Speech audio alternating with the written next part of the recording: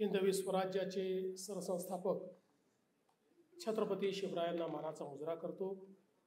भारतीय राज्यघटनेचे शिल्पकार भारतरत्न डॉक्टर बाबासाहेब आंबेडकर यांना मानवंदना अर्पित करतो। आज COEP ॲल्युमनाय असोसिएशनच्या माध्यमातून आयोजित COEP अवॉर्ड आणि त्यासोबत जी इमारत आपण नव्याने तयार केली लायब्ररी आणि ITची, त्या इमारतीचं उद्घाटन या कार्यक्रमाकरता मंचावर उपस्थित असलेले राज्याचे उच्च व तंत्र शिक्षण मंत्री माननीय चंद्रकांत दादा पाटील, COEPचे कुलगुरू श्री सुनील भिरूड, माजी संचालक आणि ज्यांनी देशामध्ये उच्च आणि तंत्र शिक्षणाला एक दिशा दिली असे श्री अनिलजी सहस्त्रबुद्धे, आपले COEPचे रजिस्ट्रार DN सोनावणे, या आपल्या ॲल्युमनाय असोसिएशनचे अध्यक्ष आमचे मित्र भरत गीते, त्याचप्रमाणे सेक्रेटरी श्री सुजित परदेशी, आज विशेष रूपाने ज्यांना या ठिकाणी आपण जीवन गौरव पुरस्कार दिला त्या श्रीमती वसंथा रामस्वामी, ज्यांना आपण COEP अभिमान अवॉर्ड दिला असे श्री विलास जावडेकर, डॉक्टर महंतेश हिरेमठ, श्री जयंत इनामदार, श्री उमेश वाघ, श्री तुषार मेहेंदळे आणि श्री श्रावण हार्डीकर, उपस्थित सर्व मान्यवर आणि उपस्थित सर्व विद्यार्थी भगिनी आणि बंधूंनो, आज मला अतिशय आनंद आहे की COEP सारख्या भारतातल्या एका अतिशय प्रतिष्ठित आणि ज्येष्ठ अशा संस्थेमध्ये मला येण्याची संधी मिळाली। आणि आत्ताच भारत सांगत होता की जवळपास 172 वर्षाचा इतिहास आहे आणि 2028 साली 175 वर्ष संस्थेला पूर्ण होतील। मला असं वाटतं की हा जो काही 175 वर्षाचा प्रवास आहे हा अतिशय भारताच्या इतिहासातला विलक्षण अशा प्रकारचा प्रवास आहे। आणि म्हणून पहिल्यांदा तर COEPच्या परिवाराला, म्हणजे इथले सगळे प्राध्यापक असतील किंवा इथले विद्यार्थी असतील, इथले ॲल्युमनाय असतील, या सगळ्यांना मी मनापासून शुभेच्छा देतो आणि आपल्या सर्वांचं अभिनंदन करतो। आपण सगळ्यांनी मिळून भारतातली एक महान संस्था ही COEPच्या माध्यमातून उभी केली आहे। गेली अनेक वर्ष महाराष्ट्रामध्ये आणि देशभरामध्ये मी फिरत असतो आणि मी देखील हे सांगू शकतो की अनेक प्रथितयश व्यक्ती मला जेव्हा भेटतात आणि चर्चा होते त्यावेळेस त्यांच्यापैकी अनेक लोक हे COEPचे ॲल्युमनाय असतात आणि त्यावेळेस लक्षात येतं की COEPच्या माजी विद्यार्थ्यांचं जाळं हे किती सघन आहे, किती दूरपर्यंत गेलेलं आहे आणि समाजातल्या वेगवेगळ्या क्षेत्रांना समृद्ध करण्याचं काम या सर्व माजी विद्यार्थ्यांनी केलं आहे। आज ही गोष्ट देखील आपण मान्य केली पाहिजे की तंत्रज्ञानाच्या क्षेत्रामध्ये, इंजिनिअरिंगच्या क्षेत्रामध्ये COEPने एक अत्यंत मोठं नाव कमावलेलं आहे आणि केवळ एक संस्था म्हणून नाही तर विविध प्रकारचे उपक्रम असतील, या ठिकाणी होणारा रिसर्च असेल किंवा एकूणच एक अकॅडमिक इन्स्टिट्यूशन म्हणून समाजामध्ये जे काही कॉन्ट्रीब्युशन त्याचं असलं पाहिजे ते कॉन्ट्रीब्युशन ज्या प्रकारे COEP देतं, त्यामुळेच मला असं वाटतं की एक अतिशय महत्त्वाची अशा प्रकारची संस्था म्हणून आपण याच्याकडे पाहतो। मागच्या काळामध्ये आपण याच्याकरता जागा दिली आणि याचा विस्तार झाला पाहिजे अशा प्रकारचा प्रयत्न आपण केला आहे। पण मला असं वाटतं की अशा ज्या संस्था आहेत या संस्थांना आपल्याला अधिक मजबूत कसं करता येईल, या संस्थांना आपल्याला अधिक महत्त्वपूर्ण कसं करता येईल हा प्रयत्न करणं देखील अत्यंत गरजेचं आहे। आणि म्हणून आज या निमित्ताने मी कुलगुरूंना आणि भारत तुम्हाला देखील आश्वस्त करू इच्छितो की COEP सारख्या संस्थेला चंद्रकांत दादा थोडे सावरत बोलले, कारण त्यांना फायनान्स विभागाचा झटका 2-3 वेळा लागलेला आहे.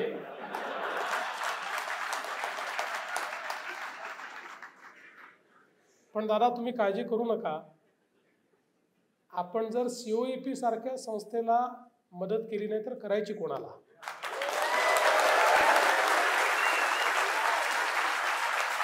त्यामुळे निश्चितपणे येत्या काळामध्ये COEPला अधिक समृद्ध करण्याकरता ज्या ज्या गोष्टींची आवश्यकता असेल ती निश्चितपणे आपण करू, आणि त्याच्याकरता जी काही निधीची आवश्यकता असेल, रिसोर्सेसची आवश्यकता असेल, ते रिसोर्सेस आपण उभे करू. आज खरं म्हणजे आपण अशा जगामध्ये चाललो आहोत की COEP सारखी आपली संस्था ही आपण जर थोडी मजबूत केली तर उद्याच्या काळामध्ये ही संस्थाच इतक्या मोठ्या प्रमाणावर रिसोर्सेस जमा करू शकते की आपल्याला त्यांना मदत करण्याची आवश्यकता देखील पडणार नाही. आणि जगात आपण जर बघितलं असेल तर जगातला अकॅडमिया जो आहे हा पूर्णपणे स्वतःच्या भरोशावर चालतो, कारण ही केवळ ज्ञान केंद्र नाही आहे, तर समाजामध्ये आपण जे काही नवनिर्मिती करतो त्या नवनिर्मितीला हातभार लावणारी, त्याच्यामध्ये सहभागी होणारी केंद्र म्हणून ही सगळी आपली अकॅडमिक इन्स्टिट्यूशन्स असतात. आणि म्हणूनच आज आपण पाहतोय की अनेक इन्स्टिट्यूशन्स आता अशा तयार होत आहेत की ज्यांच्याकडचं कॉर्पस असेल, ज्यांच्याकडे वेगवेगळ्या प्रकारे संशोधनातून मिळणारे पैसे असतील, हे खूप मोठ्या प्रमाणात जमा होत आहेत. अर्थात त्याकरता सुरुवातीच्या काळामध्ये काही ना काही मदत करणं हे देखील अत्यंत महत्त्वाचं आहे. आज खरं म्हणजे आपण पाहतो की अतिशय वेगानं जग बदलत आहे, आणि विशेषतः आर्टिफिशियल इंटेलिजन्स आणि क्वांटम कम्प्युटिंग या 2 गोष्टींमुळे जगाच्या प्रगतीचा वेग आणि डिस्रप्शनचा वेग हा दोन्हीही अनाकलनीय अशा प्रकारचा झालेला आहे. आणि त्यातनं एकीकडे मोठं आव्हान उभं राहिलेलं आहे, तर दुसरीकडे मोठी अपॉर्च्युनिटी देखील उभी राहिली आहे. आणि ज्या वेळी आव्हानांना आपण अपॉर्च्युनिटीमध्ये परिवर्तित करतो त्यावेळी आपण एक मोठी त्या ठिकाणी व्यवस्था उभी करत असतो, ज्यातनं समाजाचं मोठं कल्याण होत असतं.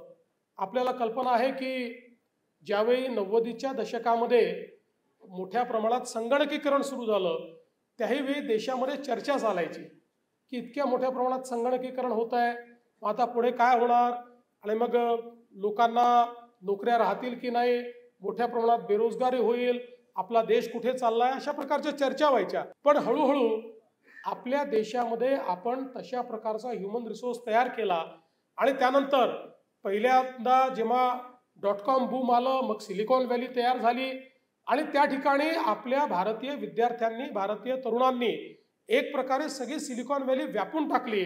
आणि या .com पासून सिलिकॉन व्हॅली पर्यंतच्या IT बूम मध्ये भारतीयांनी आपली शक्ती काय आहे ही दाखवून दिली, आणि जगामध्ये भारतीयांकडे पाहण्याचा दृष्टिकोन हा जगाचा बदलला. आणि याचं श्रेय हे मोठ्या प्रमाणात आपल्या अभियंत्यांना आणि आपल्या IT इंजिनियर्सला आपल्याला निश्चितपणे द्यावं लागेल. आज पुन्हा एकदा एक नवीन प्रकारे आपण एका नवीन वळणावर उभे आहोत, आणि हे वळण हे अर्थातच AIचं आणि क्वांटम कम्प्युटिंगचं आहे. आणि मला विश्वास आहे की याही क्षेत्रामध्ये आपण जर योग्य पावलं उचलली तर आपण पुन्हा एकदा जगाला व्यापू शकतो.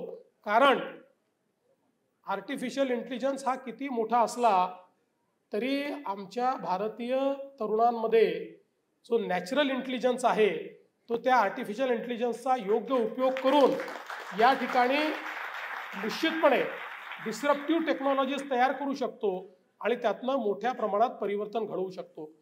आज आपण पाहतो आम्ही वेगवेगळ्या प्रकारच्या हॅकॅथॉन्स जेव्हा आयोजित करतो त्यावेळी त्या हॅकॅथॉन्समध्ये आपले तरुण ज्या प्रकारे आर्टिफिशियल इंटेलिजन्सचा उपयोग करून एक मॉडेल तयार करतात, आणि त्यातनं त्याची स्केलेबिलिटी पाहिल्यानंतर अक्षरशः असं लक्षात येतं की किती मोठ्या प्रमाणात परिवर्तन घडत आहे. मागच्या काळामध्ये आपण पुण्यामध्येच ॲग्री हॅकॅथॉन आयोजित केला होता. या ॲग्री हॅकॅथॉनमध्ये अनेक लोकांनी इतक्या चांगल्या प्रकारचे प्रयोग आपल्या समोर केले. अगदी सामान्यातल्या सामान्य जो सगळ्यात मोठा प्रश्न आमच्या शेतकऱ्याचा असतो की शेतीवर कीड आली तर काय करायचं, या संदर्भात एआयचा उपयोग करून एक असं मॉडेल तयार केलं की तिथल्या वातावरणातूनच त्या ठिकाणी कुठली कीड येऊ शकते अशा प्रकारचं प्रेडिक्शन करणारं मॉडेल तयार केलं आणि त्यामुळे कीड यायच्या आधीच आपल्याला त्या प्रकारे काय उपाययोजना करायची आहे ती उपाययोजना देखील सांगता येईल अशा प्रकारचे अनेक मॉडेल हे आता नव्याने तयार होत आहेत। त्यामुळे तंत्रज्ञानाच्या क्षेत्रामध्ये खूप मोठ्या प्रमाणात बदल होत आहेत। आज आपल्याला माहिती आहे की क्वांटम कम्प्युटिंगमुळे एक प्रकारे सर्व प्रकारच्या बिझनेसेसमध्ये एक मोठं डिस्रप्शन येणार आहे आणि या सगळ्या गोष्टींकरता आपल्याला मानव संसाधन तयार करणं हे अत्यंत गरजेचं आहे।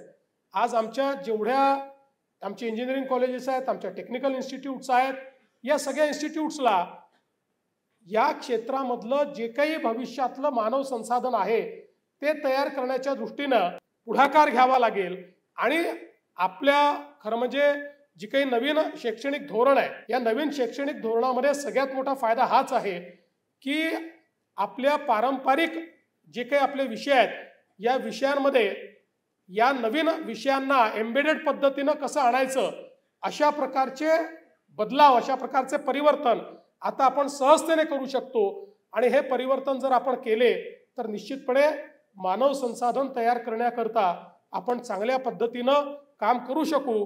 आणि आता हे जे 5th रिव्होल्यूशन किंवा 4th रिव्होल्यूशन म्हणा कुठलंही त्याला आपण म्हणा हे रिव्होल्यूशन कॅप्चर करण्याकरता जसं आपण सिलिकॉन व्हॅली कॅप्चर केली तशाच प्रकारे हेही रिव्होल्यूशन हे भारतीय निश्चितपणे कॅप्चर करू शकतात आणि त्या दृष्टीनं आमचाही प्रयत्न शासन म्हणून या ठिकाणी आहे की अशा प्रकारे मानव संसाधन तयार करण्याकरता जे फ्रेमवर्क लागतं ते फ्रेमवर्क आम्ही तयार करण्याचा प्रयत्न करतो। केंद्र सरकारमध्ये मोदीजींच्या नेतृत्वात अतिशय मोठ्या प्रकारे परिवर्तन हे आपल्या संपूर्ण शैक्षणिक धोरणाने आणलेलं आहे। त्यामुळे तिथेही फ्रेमवर्क करणं चाललेलं आहे आणि मला विश्वास आहे की येणाऱ्या जगाची जी आव्हानं आहेत ती आव्हानं पेलण्याचा प्रयत्न आपण निश्चितपणे करू। एक गोष्ट अजून महत्त्वाची आहे की जी काही आपलं उच्च शिक्षण असेल तंत्र शिक्षण असेल याच्यामध्ये सगळ्यात महत्त्वाची गोष्ट काही असेल तर ती स्वायत्तता आहे। मला आठवतं की ज्यावेळेस COEPच्या ऑटोनॉमीचा विषय आला त्यावेळी मी मुख्यमंत्री होतो आणि सरकारमध्ये एक भावना होती की जसं काही सरकारचंच काहीतरी ओरबाडून घेऊन चाललो आहेत, युनिव्हर्सिटीजच काहीतरी ओरबाडून घेऊन चाललो आहोत। त्यावेळी मी भूमिका मांडली की एक युनिव्हर्सिटी एक डिपार्टमेंट यांनी सगळ्या गोष्टी कंट्रोल करायच्या हे शक्य नाही आहे। इनोव्हेशन जर करायचं असेल तर ते फ्री माइंड नेऊ शकते, ते फ्रीडम नेऊ शकते। इनोव्हेटर्सला जर तुम्ही स्वातंत्र्यच दिलं नाही म्हणजे अनेक वेळा आपल्या शासनामध्ये तर असं असतं की तुम्ही किती मोठे शास्त्रज्ञ असाल तरी देखील आमचं अंडर सेक्रेटरी फाईलवर जे लिहितो तेच फायनल होतं, ते तुमचं कोणी ऐकत नाही। अशा प्रकारे इनोव्हेशन कधी होऊ शकत नाही। इनोव्हेशन करता स्वायत्तता ही सगळ्यात महत्त्वाची असते आणि म्हणून गेल्या काळामध्ये महाराष्ट्रामध्ये आम्ही हा प्रयत्न केला की अधिकाधिक स्वायत्तता कशी देता येईल, ऑटोनॉमस इन्स्टिट्यूशन्स कशा तयार करता येतील।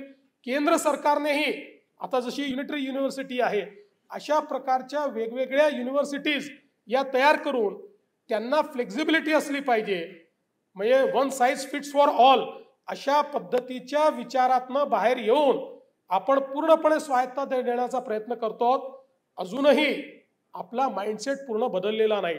स्वायत्तता द्यायची म्हटल्यानंतर ज्याच्याकडे कंट्रोल आहे त्याला असं वाटतं की माझ्या घरचंच काहीतरी चाललेलं आहे, पण हे आता माइंडसेट हा बदलावाच लागेल, स्वायत्तता द्यावीच लागेल।